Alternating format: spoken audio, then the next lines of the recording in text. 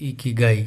इस book summary से आप अपना पैशन ढूंढ सकते हैं। इस पूरी बुक समरी को सुनने के साथ ही आपको पता चलेगा जापान के लोग कैसे इतना लंबा जीते और इतने खुशहाल रहते हैं। हेलो, मैं बीएनयू बुक समरी से आपका स्वागत करता हूँ।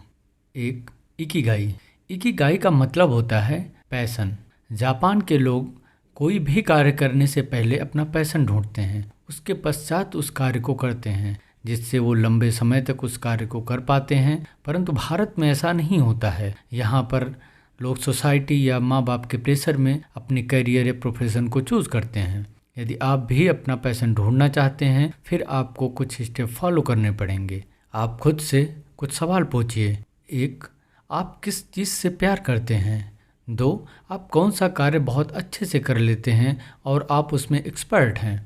3, आप लोगों की रियल प्रॉब्लम को देखिए और उनकी एक लिस्ट बनाइए। 4, उनमें से आप चूज करिए कौन सा कार्य करने पे आपको सबसे ज़्यादा पैसा मिलेगा और आप उस कार्य से प्यार भी करते हैं। 2, टेक इट स्लो। ओकिनावा अपनी शांत जिंदगी गुजारने के लिए जाना जाता है। ओकिनावा के लोग जिस चीज़ के लिए पैशनेट होते हैं वह करते हैं। वो जो कुछ भी करते हैं उसमें अपना सर्वश्रेष्ठ देते हैं क्योंकि उनके पास इकिगाई होता है। वे किसी बात को लेकर दबाव महसूस नहीं करते हैं क्योंकि यहाँ के लोग हर छोटी छोटी खुशियों को सेलिब्रेट करते हैं। यहाँ तक कि नृत्य संगीत भी उनके जीवन के महत्वपूर्ण अंग हैं क्योंकि वहाँ के लोग फ्लो माइंड स्टेट में किसी काम को करते हैं। फ्लो माइंड स्टेट ब्रेन की एक अवस्था होती है जिसमें ब्रेन वेव 4 to 8 हर्ट्ज के बीच हो जाती है, जिससे आप किसी कार्य को घंटों कर सकते हैं। आप फ्लो स्टेट में किसी भी कार्य को बहुत अच्छे से और सामान्य से अधिक समय तक फोकस होकर कर पाते हैं। आपको जो काम पसंद होगा उसमें आप घंटों काम कर पाएंगे बिना थके और रुके। यही वजह है जापान में सब कुछ इतना परफेक्ट होता है। 3, हारा हाचिबो। इसका हिंदी में अर्थ हुआ जितनी आवश्यकता हो उसका 20% कम भोजन करें। तब तक खाओ जब तक आपका 80% पेट न भर जाए। ओकिनावा के लोग जापान के बाकी लोगों की अपेक्षा ज़्यादा जीते हैं। इनके इतने लंबे जीवन का सीक्रेट है इनकी डाइट और डिसिप्लिन। यहाँ पर कम से कम 206 तरह के भोजन होते हैं जिनमें फल, सब्जी, नूडल्स प्रमुख होता है। यहाँ के निवासी सामान्य से 60% कम चीनी और सामान्य से 50% कम नमक का यूज करते हैं। यहाँ के लोग एंटीऑक्सीडेंट व ग्रीन टी का भरपूर यूज करते हैं। यहाँ के निवासी खाने को बहुत धीरे धीरे खाते हैं। खाने को आप जितना धीरे हो सके खाना चाहिए, इससे हमारा दिमाग और बॉडी भी उस खाने को फील करती है। 4, मोरिटो थेरेपी। आप खुद को अच्छे व पॉजिटिव फ्रेंड्स के बीच रखें, साथ ही आप मोरिटो थेरेपी का अभ्यास करें। यहाँ के लोगों के लंबी उम्र का राज यही है। यह थेरेपी स्ट्रेस को दूर करती है क्योंकि आपको भी पता है स्ट्रेस आपकी लाइफ को कम कर देता है, साथ ही आपकी प्रोडक्टिविटी को भी घटा देता है।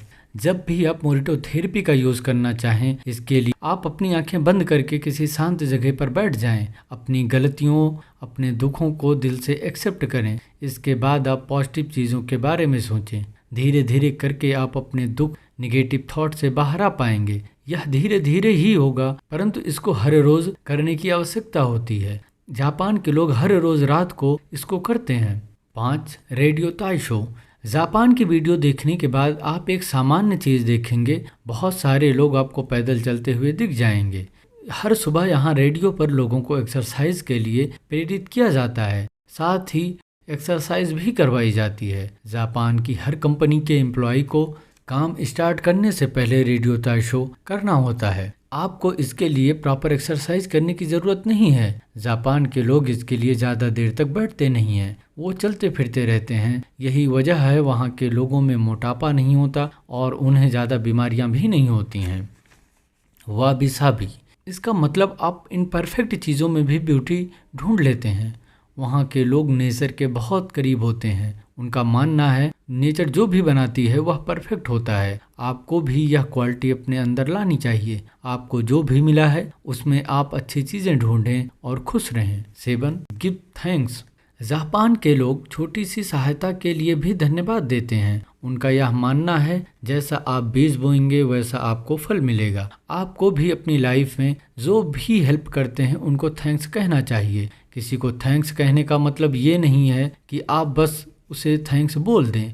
आपको दिल से किसी को धन्यवाद बोलना चाहिए, जिससे उसे भी अच्छा फील होता है और नेक्स्ट टाइम आपको उससे हेल्प की ज़रूरत पड़ेगी वो पुनः आपकी हेल्प अवश्य कर देगा। साथ ही आप नेचर का भी थैंक्स करिए जिसने इतना सब कुछ दिया है। यहाँ के लोगों का कहना है आपको लंबा जीना है तो आपको इकिगाई की ज़रूरत है। साथ ही यहाँ के लोग नेचर से जुड़ कर रहते हैं। हर व्यक्ति अपनी सब्जियाँ अपने गार्डन में ही उगाते हैं, इससे वो नेचर के साथ एक कनेक्शन भी बना लेते हैं। आपको यह बुक समरी कैसी लगी कमेंट में अवश्य बताएं।